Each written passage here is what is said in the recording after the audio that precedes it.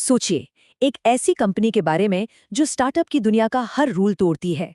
कोई VC funding नहीं, कोई मार्केटिंग का कामझाम नहीं, और फिर भी वो भारत की सबसे ज्यादा प्रॉफिट कमाने वाली कंपनियों में से एक है।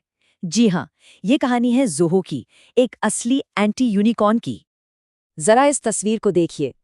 एक आदमी जो लुंगी पहनता है, गांव में रहता है और साइकिल पर चलता है। ये हैं श्रीधर वेम्बू। और यही वो इंसान हैं जो भारत का सबसे मुनाफे वाला स्टार्टअप चला रहे हैं। ये कोई मजाक नहीं है। चलिए इसे थोड़ा और समझते हैं। देखिए, भारत में 114 यूनिकॉर्न्स हैं और उनमें से 77 कंपनियां घाटे में हैं। मतलब प्रॉफिट का तो दूर दूर तक नामो निशान नहीं है। और फिर आती है ज़ोहो, बिना कर्ज के, खुद के पैसे पर बनी और जबरदस्त प्रॉफिटेबल कंपनी। और जब बात मुनाफे की आती है तो ये आंकड़ा सुनिए, 2700 करोड़ रुपए। अरे, शार्क टैंक के सबसे प्रॉफिटेबल जज का प्रॉफिट 68 करोड़ है। ऐसे 38 जज जब मिलेंगे ना, तब जाकर ज़ोहो के बराबर पहुंचेंगे। समझ रहे हैं आप? ये है ज़ोहो की ताकत। तो सबसे बड़ा सवाल यही उठता है, आखिर एक कंपनी ने स्टार्टअप की दुनिया के हर नियम को तोड़कर इतना बड़ा ग्लोबल जायंट खड़ा कैसे कर दिया? आइए जरा इस कहानी की तह तक चलते हैं। तो इस कहानी की जड़ें कहाँ हैं? इसकी शुरुआत होती है एक बिल्कुल अलग तरह की पढ़ाई से। ये वो नींव है जो किसी क्लासरूम में नहीं बल्कि उसके बाहर रखी गई। और इसी ने श्रीधर वेम्बू को वो सोच दी जिसने पूरी स्टार्टअप दुनिया को चुनौती डाल डाली। श्रीधर वेम्बू की कहानी तमिलनाडु के एक छोटे से गांव से शुरू होती है। वो अपने परिवार में ग्रेजुएशन करने वाले पहले इंसान थे, वो भी आईआईटी मद्रास से टॉप रैंक के साथ। इसके बाद वो अमेरिका के प्रिंसटन यूनिवर्सिटी से पीएचडी करने भी गए। लेकिन इतनी बड़ी बड़ी डिग्रियां लेने के बाद उन्हें एहसास हुआ कि असली ज्ञान तो कहीं और है। और यहीं से आता है पहला लेसन। सारा ज्ञान सिर्फ किताबों में नहीं मिलता। अगर सच में कुछ सीखने की भूख है तो खुद को सिखाना पड़ता है। वेम्बू ने लाइब्रेरियों में बैठकर खुद से सीखना शुरू कर दिया। तो एक अलग सोच तो बन गई, पर इस सोच को हकीकत में कैसे बदला गया?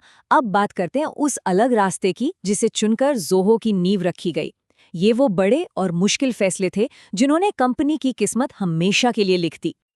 बात है 1996 की। दो भाइयों ने चेन्नई के एक छोटे से कमरे में एडविंट नेट नाम की कंपनी शुरू की। सिर्फ 2 साल में रेवेन्यू $1 मिलियन पहुंच गया।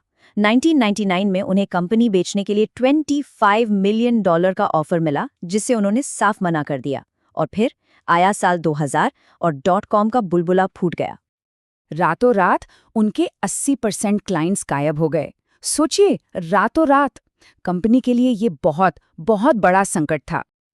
अब उनके सामने दो ही रास्ते थे, या तो पैसे बचाने के लिए अपने लोगों को नौकरी से निकाल दो, या फिर अपनी टीम पर दाव लगाओ। और उन्होंने वो किया जो कोई सोच भी नहीं सकता था। उन्होंने उस साल को ईयर ऑफ R&D यानी रिसर्च और डेवलपमेंट का साल घोषित कर दिया। अपने सभी 115 इंजीनियरों को साथ रखा और कहा, चलो भविष्य के लिए प्रोडक्ट्स बनाते हैं। और यहीं से ज़ोहो और मैनेज इंजन जैसे प्रोडक्ट्स की नींव पड़ी। संकट को मौके में बदलना तो एक बात है, लेकिन लगातार कामयाब रहना, वो कैसे किया? तो ज़ोहो का वो विनिंग प्लेबुक क्या था जिसके दम पर उन्होंने बिना शोर शराबे के मार्केट पर कब्जा कर लिया? चलिए उनके जीत के 5 मेन आइडियाज को समझते हैं। सबसे पहला और सबसे क्लासिक तरीका था जियो आर्बिट्राज। मतलब सीधा सा है, जहां चीजें सस्ती मिलें वहां से लो और जहां महंगी बिकें वहां बेचो। उन्होंने भारत के टैलेंट से कम लागत पर वर्ल्ड क्लास प्रोडक्ट बनवाए और उन्हें अमेरिका के महंगे बाजार में बेचा। इसके अलावा उन्होंने लगातार नए नए ऐप्स लॉन्च किए, प्रोडक्ट को खुद बिकने दिया, मतलब फ्रीमियम मॉडल अपनाया। कस्टमर्स ही उनकी सेल्स टीम बन गए, तो मार्केटिंग पर कोई खर्चा ही नहीं हुआ। लो प्रोफाइल रहे ताकि बिना किसी दबाव के एक्सपेरिमेंट कर सकें। और सबसे जरूरी, उन्होंने छोटे और मंझके व्यापारियों पर फोकस किया जिनके लिए उस वक्त कोई प्रोडक्ट बना ही नहीं रहा था।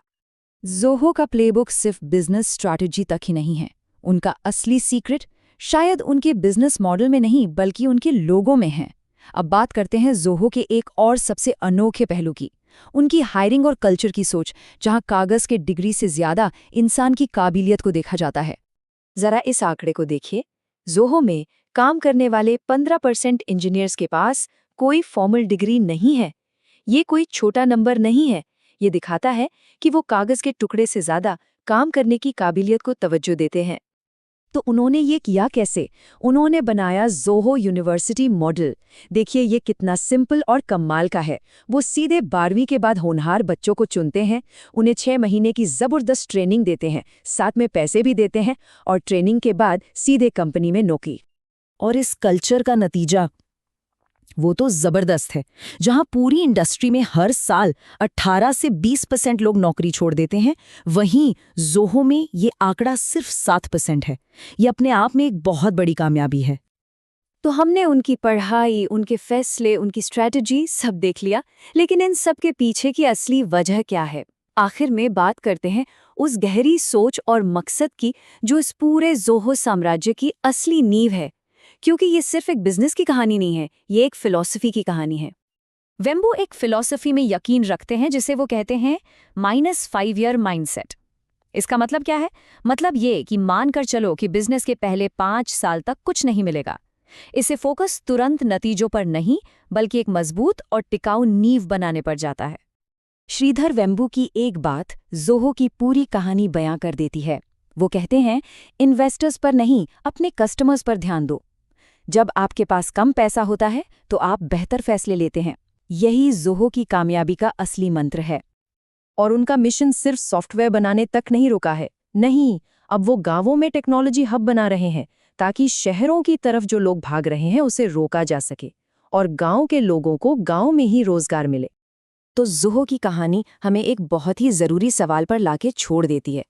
क्या पता कुछ बहुत बड़ा बनाने का असली राज छोटा शुरू करना, धीरे धीरे आगे बढ़ना और कामयाबी को अपनी शर्तों पर तय करना है।